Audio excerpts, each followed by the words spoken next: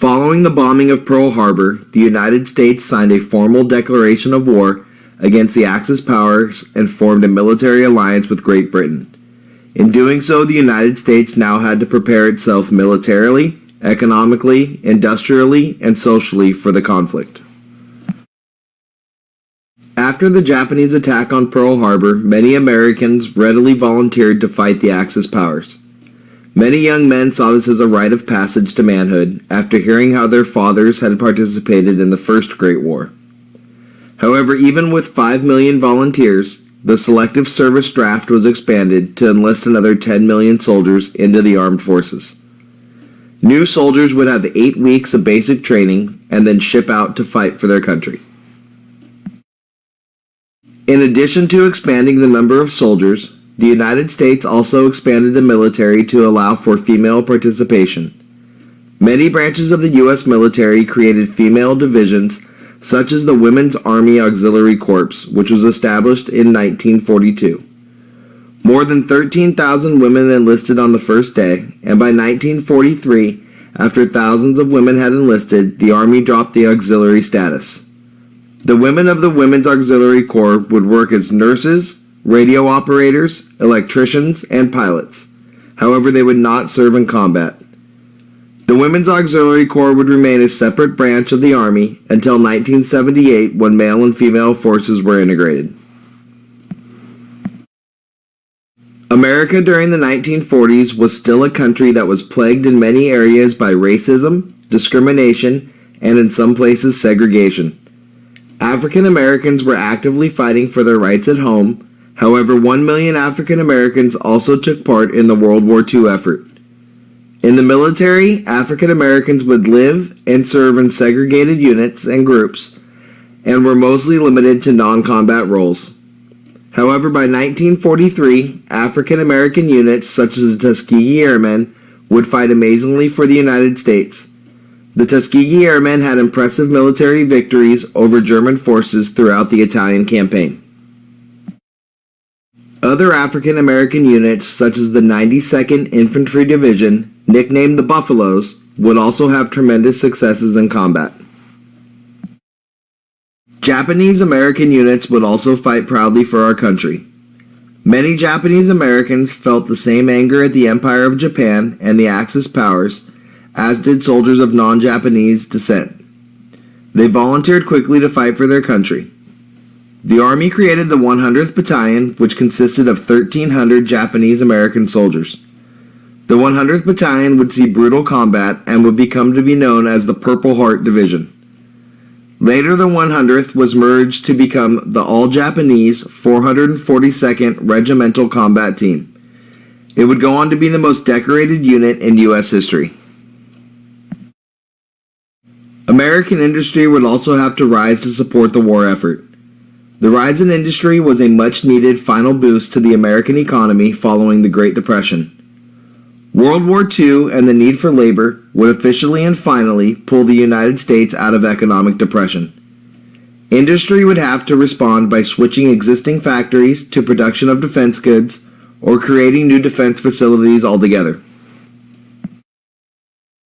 A new labor force was also needed to supply this rising defense industry across the nation. With 15 million men leaving for military service, either by volunteering or due to the draft, it was going to be women who were needed to fill many of these defense industry positions.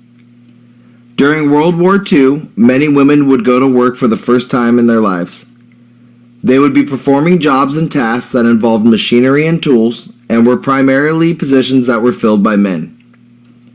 Many defense industries were open 365 days a year, and these women would be the heroes of the home front. They would many times not only work their wartime jobs, but also be in charge of raising their families. During World War II, daycare and childcare became commonplace between neighbors who tried to balance their families and work. Some of these women were even in their twilight years, such as this woman who used to build pocket watches before the war. However, during the war, she wanted to do anything she could to support the war effort. Scientists would also contribute to the war effort. On the afternoon of December 2, 1942, The atomic age began inside an enormous tent on a squash court under the stands of the University of Chicago's Stagg Field. There, headed by Italian scientist Enrico Fermi, the first controlled nuclear fission chain reaction was engineered. The result was sustainable nuclear energy, which led to the creation of the atomic bomb as well as nuclear power plants, two of the 20th century's most powerful and controversial achievements. Continuing his research in the United States, Fermi teamed up with Leo Szilard, and the two of them persuaded Albert Einstein to write Franklin D. Roosevelt and request that atomic research receive a high priority. In fact, it was these two who were responsible for the establishment of the Manhattan Project. The Manhattan Project was the code name for the research that extended across the country towards the study of nuclear energy as a weapon and ultimately the creation of the atomic bomb. The project was headed by Robert Oppenheimer and was of utmost secrecy. In this letter from FDR to Oppenheimer, he stresses the importance of the procedures and restrictions to ensure the project remains secret. The U.S. economy would also have to strengthen itself for the war effort. FDR knew that during the war years, he could not have the price of goods fluctuating on Americans who were going to be forced to conserve and save for the war effort. To combat the fluctuation of goods, he created the Office of Price Administration, which froze the prices of many goods. Congress would also raise income tax rates on many Americans to raise more money for the war effort and leave Americans with less money to spend on unnecessary goods. The War Production Board was also created to organize drives nationwide to collect scrap metal, tin cans, paper, rags, and cooking fats for war goods. Rationing was a way of life during World War II. Every American was asked to conserve so that there was more supplies to send over to our boys overseas.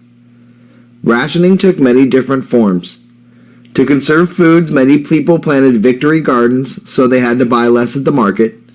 Food was rationed in the supermarkets through the issuing of rationing books that would only give families a certain amount of stamps to purchase food with. Gas and oil were also a huge concern for Americans.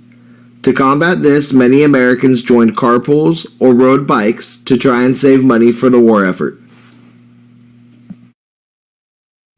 Despite new job opportunities opening up for women and minorities in the United States, it was still a country that was fighting discrimination and for equal rights for all citizens.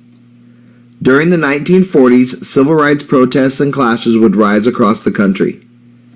In 1942, the Congress of Racial Equality, or CORE, was created and staged its first sit-in in a Chicago restaurant.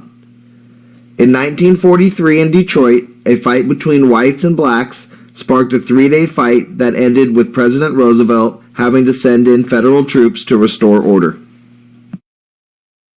In Los Angeles, California, tension also boiled over in what has become known as the Zoot Suit riots. Zoot suits were a popular form of dress embraced by many Mexican Americans. The conflict started in 1943 when 11 sailors reported being attacked by zoot suit-wearing Mexicans. The accusations resulted in mobs of sailors and other people who supported their cause beating Mexican Americans senseless and oftentimes stripping them of their clothes if they were wearing a zoot suit. The violence went on to last for over a week. Japanese Americans would face an entirely different experience than that of any other minority group during World War II.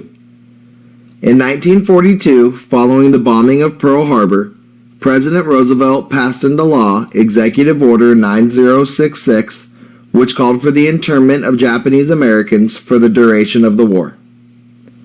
The United States government claimed this was a war effort and necessary for national security. Japanese Americans were rushed out of their houses and away from their businesses and shuffled off to war relocation centers such as this one in Manzanar. These centers were more or less a prison for Japanese Americans, and they were not permitted to leave and forced to work while there. At Manzanar, Japanese Americans would work agricultural jobs, run co-op stores, and in some cases even work in laboratories for the war effort while in the camp. The ironic thing is that 2/3 of the Japanese Americans who were interned were Nisei-born. Nisei-born means that they are the first generation that were born here in the United States. Other than ethnic heritage, these people had no ties to the Empire of Japan, and most had never set foot on Japanese soil. During the course of the war, Japanese Americans faced tremendous losses because they were forced to sell their homes, belongings, and businesses. During World War II, no Japanese American would ever be accused of espionage. Japanese Americans fought for justice, and in 1944, Fred Korematsu brought his case to the Supreme Court in Korematsu versus the United States. After hearing his case, the court ruled that internment was still a military necessity. Over the years, Japanese Americans would continue to fight for justice and reparations for their massive losses.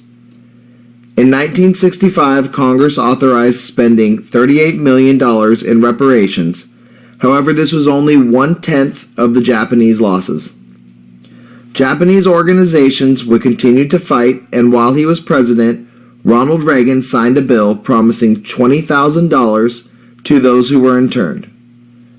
Checks would not be sent out until 1990 during the Bush administration. When they went out, they did so with a letter stating, "We can never fully right the wrongs of the past, but we can take a clear stand for justice and recognize that serious injustices were done to the Japanese Americans during World War II."